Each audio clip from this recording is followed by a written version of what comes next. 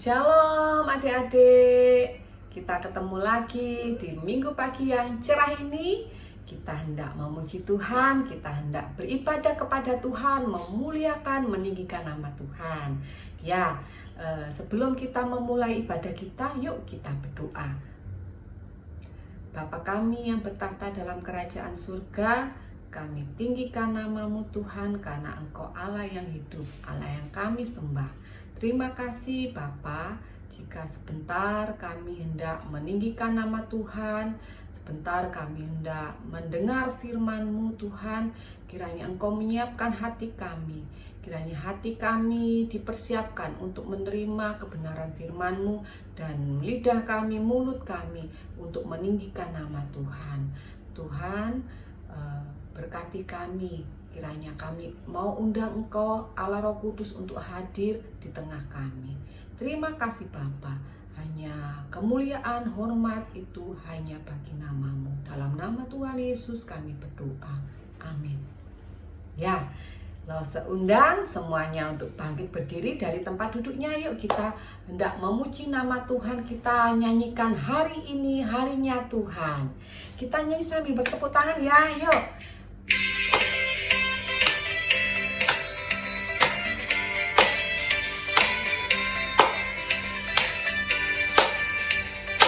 Hari ini harinya Tuhan, harinya Tuhan. Mari kita bersukaria, bersukaria. Hari ini harinya Tuhan, mari kita bersukaria. Hari ini harinya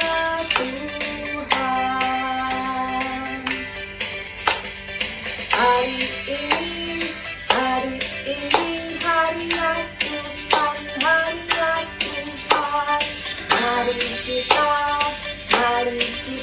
bersukaria, bersukaria.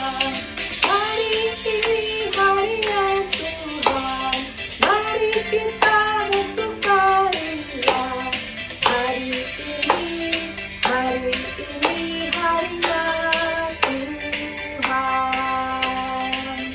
Ya, semua hari-harinya Tuhan. Hari ini harinya Tuhan, harinya Tuhan. Mari kita bersukaria, bersukaria. Hari ini harinya Tuhan, mari kita bersukaria. Hari ini harinya Tuhan. Ya, semua hari-harinya Tuhan. Kalian dari hari Senin sampai hari ini, hari Minggu, hidup kita memuliakan nama Tuhan. Baik itu kalian saat sedang belajar, saat kalian sedang nonton TV, saat kalian sedang makan, itu semuanya memuliakan Tuhan. Kiranya hidup kita memuliakan Tuhan. Nah, adik-adik, kita hendak melihat cuplikan video dari teman-teman kalian yang sudah menghafal ayat hafalan minggu lalu. Ayat hafalan minggu lalu terdiri dari 2 ayat. Dalam Keluaran pasal 29 ayat 45 sampai 46. Nah, ini teman-teman kalian yang sudah mengirimkan ayat hafalannya. Yuk kita saksikan yuk. Bersama firman hafalan Keluaran 29 ayat 45 sampai 46. Aku akan diam di tengah-tengah orang Israel, dan aku akan menjadi Allah mereka. Maka mereka mengetahui bahwa Akulah Tuhan Allah mereka, keluar dari tanah Mesir, supaya aku diam di tengah-tengah mereka. Akulah Tuhan Allah mereka. Terima kasih langsung. Keluaran 29 ayat 45 sampai 46 yang berbunyi, Aku akan diam di tengah-tengah orang Israel dan Aku akan menjadi Allah mereka. Maka mereka mengetahui bahwa Aku Tuhan Allah mereka yang telah membawa mereka keluar dari tanah Mesir. Supaya Aku akan diam di tengah-tengah mereka. Akulah Tuhan Allah mereka. Sekarang ada mata hafalan Keluaran 29 ayat 45 sampai 46 berbunyi, Aku akan diam di tengah-tengah orang Israel dan Aku akan menjadi Allah mereka. Maka mereka akan mengetahui bahwa Akulah Tuhan Allah mereka yang telah membawa mereka keluar dari tanah Mesir, supaya Aku diam di tengah-tengah mereka. Akulah Tuhan Allah mereka. Shalom Lose, Santo akan menghafalkan ayat hafalan yaitu Keluaran 29 ayat 45 yang berbunyi, Aku akan diam di tengah-tengah orang Israel dan Aku akan menjadi Allah mereka. Maka mereka akan mengetahui bahwa Akulah Tuhan Allah mereka yang telah membawa mereka keluar dari tanah Mesir, supaya Aku diam di tengah-tengah mereka. Akulah Tuhan Allah mereka. Terima kasih Lose. Keluaran 29 ayat 45 sampai ayat 46. Aku akan diam di tengah-tengah orang Israel dan Aku akan menjadi Allah mereka. Ayat 46. Maka mereka akan mengetahui bahwa Akulah Tuhan Allah mereka yang telah membawa mereka keluar dari tanah Mesir, supaya Aku diam di tengah-tengah mereka. Akulah Tuhan Allah mereka. Ya, adik-adik, itu tadi teman-teman kita. Terima kasih semuanya yang sudah mengirimkan ayat hafalannya. Yang lain ya, tetap Lose menunggu kalian. Ya, nah adik-adik, minggu lalu Lose Ganda memberi tugas kepada kita untuk melakukan 10 perbuatan yang itu mengucap syukur kepada Tuhan, yang menandakan kita itu mengucap syukur buat keselamatan yang Tuhan Yesus sudah berikan kepada kita. Apakah kalian sudah melakukannya? Yuk, siapa yang sudah melakukannya? Angkat tangan. Siapa yang belum? Ya, bagi yang belum, kalian masih ada kesempatan untuk melakukan 10 perbuatan yang menunjukkan kalian itu bersyukur kepada Tuhan. Nah, adik-adik, sekarang kita hendak mendengarkan firman Tuhan. Nah, kita mau bangkit berdiri lagi. Kita hendak menyanyikan Adalah Sukacita di Hati Saya. Sukacita di hatiku.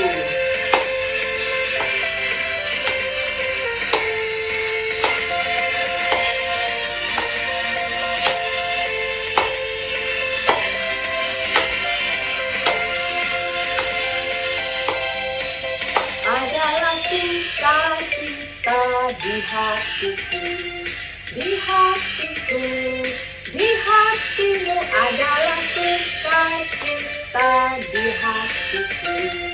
Diberikan Tuhanku, aku bersyukur, bersukacita, kasih Tuhan tinggal di dalamku. Aku bersyukur, bersukacita, kasih Tuhan tinggal di dalamku. Adalah sukacita di hatiku, di hatiku, di hatiku adalah sukacita di hatiku. Diberikan Tuhanku, aku bersyukur, bersukacita, kasih Tuhan tinggal di dalamku. Aku bersyukur, bersukacita, kasih Tuhan tinggal di dalamku.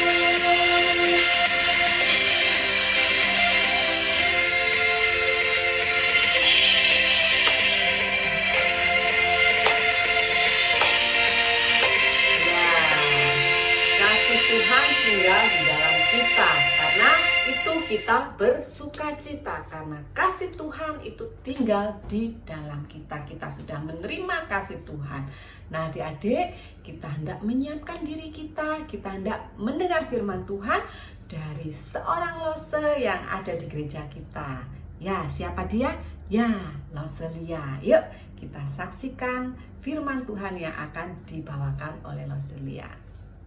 Selamat pagi adik-adik semuanya. Bagaimana kabarnya pagi hari ini? Apakah semua kalian sehat? Tentunya pasti sehat ya. Oke, sebelum kita bersama-sama mendengarkan cerita firman Tuhan, Lose ajak kita semua untuk berdoa. Kita berdoa ya, tutup mata, lipat tangan, kita berdoa. Bapa di dalam surga, kami bersyukur dan terima kasih.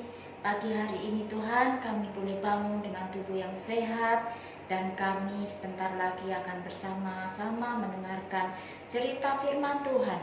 Kiranya Engkau Tuhan memberikan hikmat kepada setiap kami, supaya kami dapat mengerti, memahami, dan melakukannya di dalam kehidupan kami hari lepas hari. Terima kasih Tuhan, ini doa kami. Di dalam nama Tuhan Yesus kami berdoa. Amin. Oke adik-adik, cerita firman Tuhan pada pagi hari ini yaitu tentang mempersembahkan korban untuk dosa.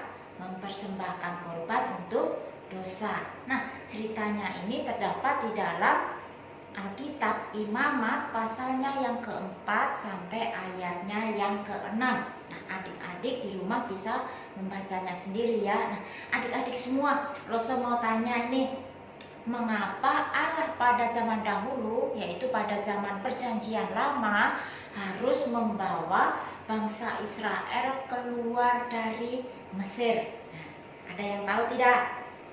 Nah, mengapa Allah membawa orang Israel keluar dari Mesir? Yaitu supaya Allah dapat bersama-sama dengan bangsa Israel, supaya bangsa Israel juga bisa menyembah kepada Tuhan. Nah, ketika Allah sudah bersama-sama dengan bangsa Israel pada saat itu, maka Allah memberitahukan apa yang harus mereka lakukan supaya mereka datang kepada Tuhan, supaya mereka dapat menyembah kepada Tuhan. Nah, adik-adik semua, kira-kira tahu nggak apa yang diberitahukan kepada bangsa Israel? Kira-kira Allah memberitahu apa ya? Nah, ini adik-adik, mereka harus membuat kemah suci. Nah, seperti ini gambarnya kemah suci. Adik-adik pernah melihat kan?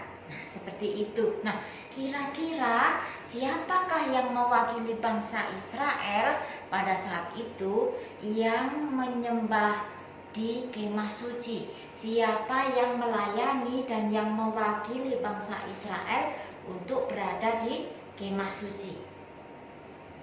Iya, yaitu para imam dan orang Lewi ya. Mereka harus berada di kemah suci. Nah, adik-adik, apa kira-kira yang menjadi tugas para imam dan para Lewi ini di dalam kemah suci? Nah, ini ceritanya. Adik-adik, pada zaman dahulu, pada zaman perjanjian lama, semua orang yang berdosa harus mempersembahkan binatang untuk menghapus dosa-dosa mereka. Nah, contohnya yang hidup pada zaman dahulu adalah Nabi Nuh, ada Bapak Abraham, ada Bapak Ishak dan juga Yakub, dan masih banyak lagi yang hidup pada perjanjian lama. Nah, mereka semua pada zaman itu harus mempersembahkan binatang supaya dosa mereka dihapuskan. Nah, kemana mereka harus pergi mempersembahkan binatang tersebut? Nah, adik-adik tahu tidak di mana mereka harus mempersembahkan korban? Iya, mereka harus datang ke kemah suci, seperti tadi ya, gambar kemah suci yang adik-adik lihat tadi. Nah, tapi adik-adik, pada zaman dahulu tidak semua orang bisa masuk kemah suci. Tidak sembarang orang bisa masuk ke kemah suci. Karena kemah suci itu adalah ruang yang maha kudus, ruang yang maha suci. Jadi siapa yang harus membawa ke sana untuk mempersembahkan binatang untuk menghapus dosa mereka? Yaitu mereka yang bertugas di kemah suci. Siapa tadi? Ya, para imam dan orang Lewi. Mereka adalah orang-orang pilihan Tuhan yang dikhususkan untuk membawa korban persembahan di mezbah Tuhan atau di kemah suci. Nah, Allah pada saat itu menjelaskan semuanya kepada para imam ini, kepada para orang Lewi ini, bagaimana supaya mereka mempersembahkan korban. Tuhan menjelaskan dengan sangat rinci, kamu harus begini ya, kamu harus begitu ya, supaya ini berkenan. Nah, karena pada saat itu persembahan itu bagian utama dari ibadah mereka, ibadah orang Israel. Nah, apakah mereka juga memberikan persembahan ketika kemah suci belum dibuat? Iya, mereka memberikan persembahan sebelum kemah suci dibuat. Contohnya adalah Nabi Nuh dan Abraham. Mereka mempersembahkan korban persembahan, yaitu berupa binatang, sebelum kemah suci dibuat. Jadi bagi orang Israel mempersembahkan korban bukan suatu perintah yang baru lagi, tetapi ketika orang Israel keluar dari Mesir dan Allah bersama-sama dengan mereka, maka Allah memerintahkan kepada umat Israel supaya memberikan persembahan korban binatang untuk menghapus dosa-dosa mereka. Nah, setiap orang yang berdosa, entah itu berdosa karena disengaja atau tidak disengaja, mereka harus mempersembahkan korban kepada Tuhan supaya dosa mereka dihapuskan. Dan mereka harus membawa seekor kambing atau seekor domba, dan itu harus tidak bercela. Tidak bercela itu berarti kambing atau domba ini harus tampak sempurna. Mengapa harus kambing dan domba yang terbaik atau yang tampak sempurna? Karena dosa itu sangat serius hukumnya, adik-adik. Hukumannya harus mati. Kalau tidak berikan yang terbaik kepada Tuhan, Tuhan tidak akan berkenan kepada persembahan tersebut. Nah, kepada siapakah mereka harus membawa persembahan itu? Nah, tadi sudah dijelaskan di atas. Mereka harus membawa ke kemah suci, kemudian diberikan kepada para imam dan orang Lewi. Dan karena para imam atau orang Lewi pada saat itu adalah wakil dari semua orang Israel atau umat Tuhan pada saat itu. Nah, apa yang harus dilakukan para imam dan orang Lewi? Para imam akan meletakkan tangannya di atas kambing atau di atas domba tersebut. Nah, mengapa harus meletakkan di atas kepala domba atau kambing tersebut?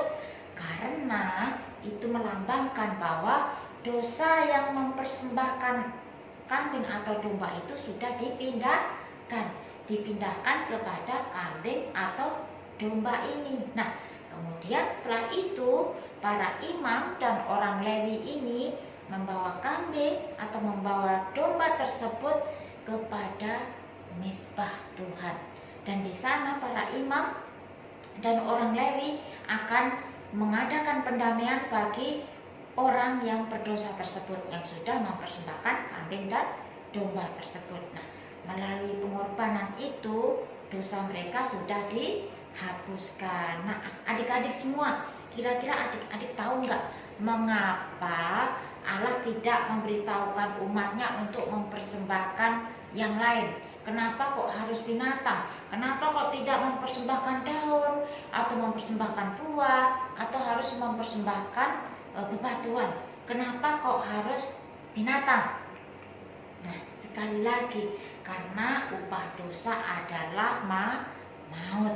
Pada zaman Adam dan Hawa, Allah sudah memberitahukan kepada mereka bahwa ketika mereka tidak taat kepada Tuhan, mereka akan mati. dan kematian itu adalah hukuman dari dosa, dan hukuman itu harus dibayar. Tetapi Allah berkata, karena mereka harus ada yang dikorbankan, dan yang harus dikorbankan itu adalah yang sempurna, yaitu hewan tadi, kambing atau domba yang sempurna. Nah, tapi adik-adik, hewan ini tidak bisa menghapus dosa manusia untuk selama-lamanya. Itu hanya sementara. Ketika orang Israel berdosa, mereka harus mempersembahkan binatang, dibawa kepada imam dan para orang Lewi tadi. Kemudian ketika berdosa lagi, kemudian membawa lagi ke sana. Nah, kalau begitu, bagaimana dong dengan orang yang tidak kaya, yang tidak memiliki banyak hewan? Apakah dosa mereka tidak dihapuskan? Berarti mereka tidak dihapus dosanya. Nah, adik-adik, pada saat itu karena Allah mengasihi umatnya dan ingin hidup bersama-sama dengan umatnya untuk selama-lamanya, maka Allah berjanji ingin menggantikan korban binatang itu. Jadi Allah memberikan seorang yang akan diberikan, yang akan dikorbankan, yang akan mati sekali untuk selama-lamanya untuk menghapus dosa kita. Siapakah pengganti itu? Ya, yaitu Yesus. Di dalam perjanjian lama Yesus belum datang. Allah memberitahu umat Israel untuk mempersembahkan binatang supaya bisa menghapus dosa mereka. Tetapi ketika Yesus datang di dalam perjanjian baru, Yesus adalah pengganti korban hewan itu. Yesus berkorban mati untuk kita semua, mati sekali untuk selama-lamanya supaya kita tidak berdosa. Nah, adik-adik sekalian, oleh sebab itu kita semua harus bersyukur. Adik-adik harus bersyukur. Kita tidak boleh berbuat dosa lagi, tidak boleh nakal lagi. Nah, ketika kita percaya kepada Yesus dan menerima Yesus sebagai Tuhan dan Juru Selamat secara pribadi, maka dosa adik-adik sudah dihapuskan. Adik-adik tidak harus mempersembahkan binatang seperti orang perjanjian lama atau orang Israel. Adik-adik tidak perlu dihukum lagi oleh karena dosa-dosa yang kita lakukan. Kita harus bersyukur kepada Tuhan Yesus karena Tuhan Yesus sudah menggantikan hukuman itu bagi kita semua. Nah, adik-adik, mulai hari ini adik-adik harus belajar bersyukur, berterima kasih kepada Tuhan karena sudah mengampuni dosa-dosa kita semua. Dan kita juga harus berjanji, kita tidak boleh melakukan dosa lagi, kita tidak boleh berbohong, kita tidak boleh mencuri, kita tidak boleh membantah kepada orang tua, dan tidak boleh melakukan dosa-dosa yang lainnya lagi. Jadi kita harus berjanji untuk tidak melakukan dosa, karena kita sudah diampuni dosanya oleh Tuhan Yesus. Oke, biarlah cerita ini boleh memberkati kita semua. Oke adik-adik, sebelum kita mengakhiri ibadah kita pagi hari ini, Rosa akan memberikan ayat hafalan untuk minggu depan. Ayat hafalan kita terambil dari Imamat 11 ayatnya yang ke-44a. Demikian firman Tuhan, sebab akulah Tuhan Allahmu, maka haruslah kamu menguduskan dirimu, dan haruslah kamu kudus, sebab aku ini kudus. Oke, kita bersama-sama berdoa ya. Bapa dalam surga, terima kasih untuk cerita firman Tuhan pada pagi hari ini. Tuhan tolong kami supaya kami menjadi anak-anak yang taat kepada Tuhan dan taat kepada orang tua, sehingga kami tidak melakukan dosa-dosa lagi, tetapi kami melakukan hal yang baik untuk memuliakan nama Tuhan. Terima kasih ya Tuhan, ini doa kami. Di dalam nama Tuhan Yesus kami berdoa. Amin. Ya, itu tadi firman Tuhan yang sudah disampaikan oleh Roselia. Nah, kita harus mengucap syukur karena Tuhan Yesus sudah datang untuk menebus dosa kita. Melalui Dia, kita sudah tidak perlu lagi mengorbankan hewan. Dan sebagai ucapan syukur itu, kita tidak boleh lagi berbuat dosa. Karena apa? Karena Allah membenci dosa. Allah tidak suka dengan dosa. Nah, karena Dia adalah Allah yang kudus. Dia Allah yang kudus, yang tidak berkompromi dengan dosa. Seperti pujian nanti yang akan kita nyanyikan, Kudus-kuduslah Tuhan, Allah semesta alam.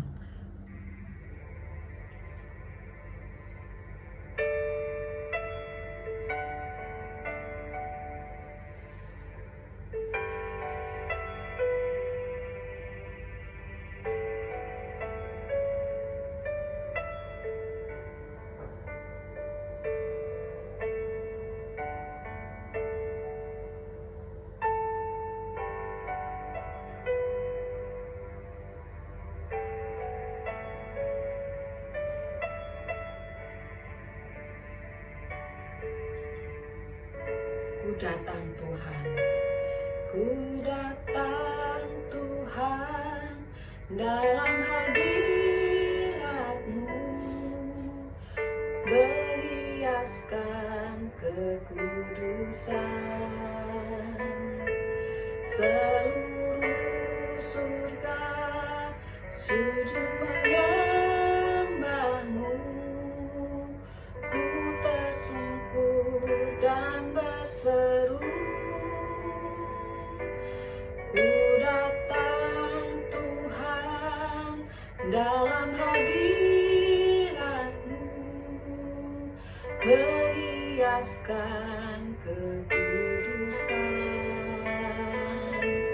Seluruh surga sujud menyembah-Mu, ku tersungkur dan berseru, kudus, kuduslah, kuduslah Tuhan, Allah semesta alam.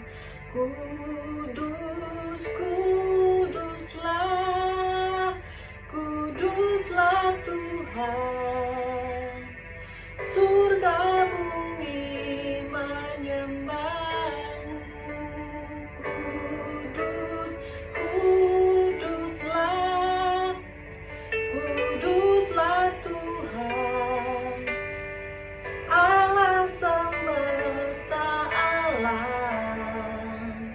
Kudus, kuduslah, kuduslah Tuhan, surga bumi menyembah-Mu. Kudus, kuduslah, kuduslah Tuhan, Allah semesta alam. Kudus, kuduslah, kuduslah Tuhan, surga bumi menyembah-Mu. Kudus, kuduslah, kuduslah Tuhan, Allah semesta alam. Kudus, kuduslah, kuduslah Tuhan, surga bumi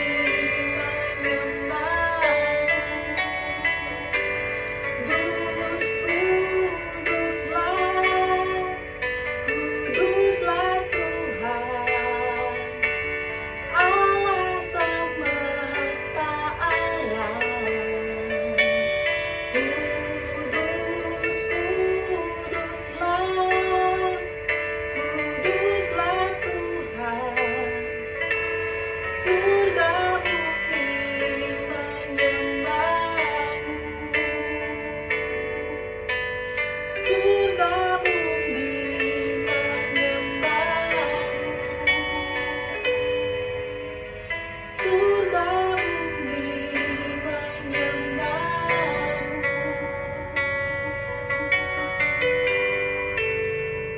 Ya, Tuhan itu Allah yang kudus.